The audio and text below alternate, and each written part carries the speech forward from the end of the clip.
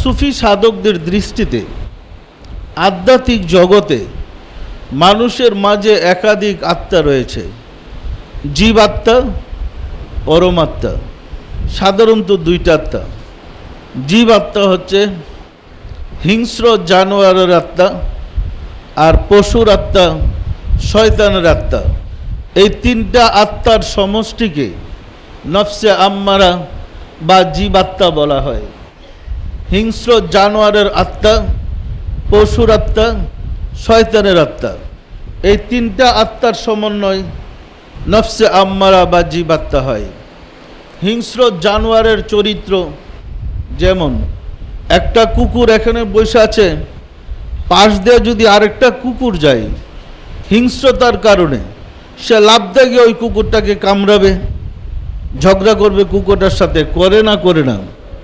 আমাদের মাঝে যাদের মধ্যে হিংসা প্রবল এমন লোক কিন্তু আমরা অনেকেই আছি না নাই? আমরা ধারণা করেছি আমরা মুসলমান, আসলে আমরা মানুষ হইছি কিনা একটু চিন্তা করে দেখেন।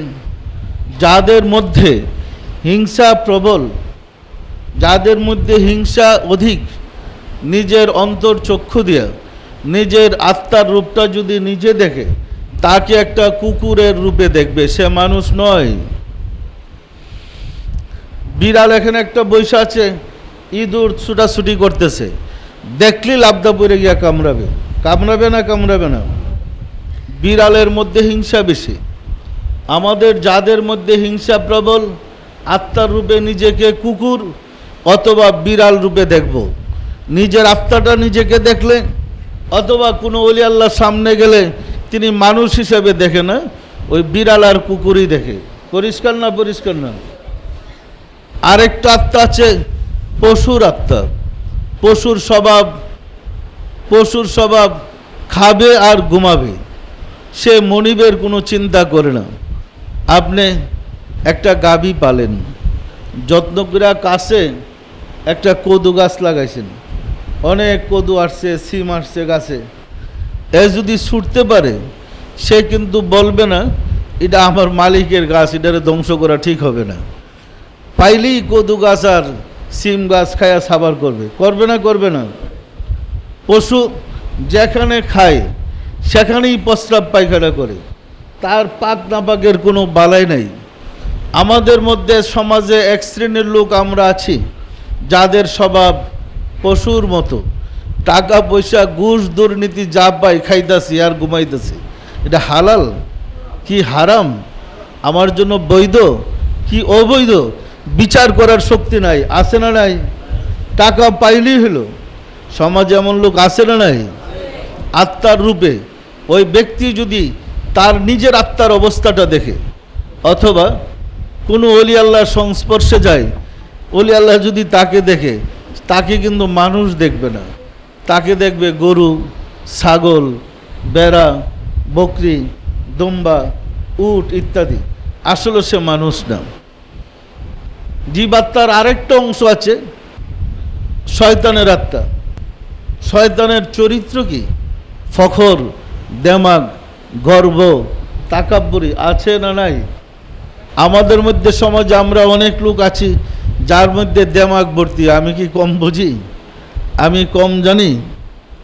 শয়তান রাব্বুল আলামিন যখন বললেন ফাসজুদু লি আদামা ফাসাজাদু ইল্লা ইবলিস, তোমরা আদমকে সেজদা করো, শয়তান সেজদা করে নাই। সে বলে খালাকতাহু মিন নারি ওয়া খালাকাহু মিন তিন, আদম মাটির তৈরি, আমি আগুনের তৈরি, আমি তার চেয়ে শ্রেষ্ঠ।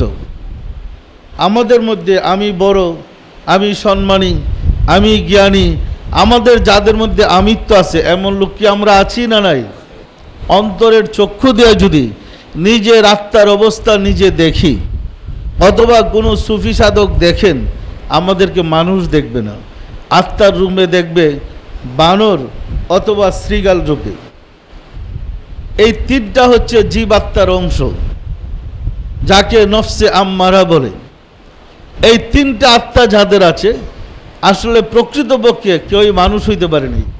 বলেন তো, এই চরিত্র ছাড়া সমাজে কয়জন লোক আছি আমরা যে তিনটা আত্মার ব্যাখ্যা করলাম, এই আত্মা ছাড়া সমাজে কয়জন লোক আছে?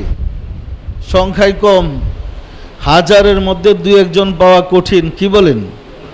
আশিকে রাসূলেরা তরিকা গ্রহণ করার অর্থই হচ্ছে আমাদের পশুর চরিত্রের অবসান ঘটানো।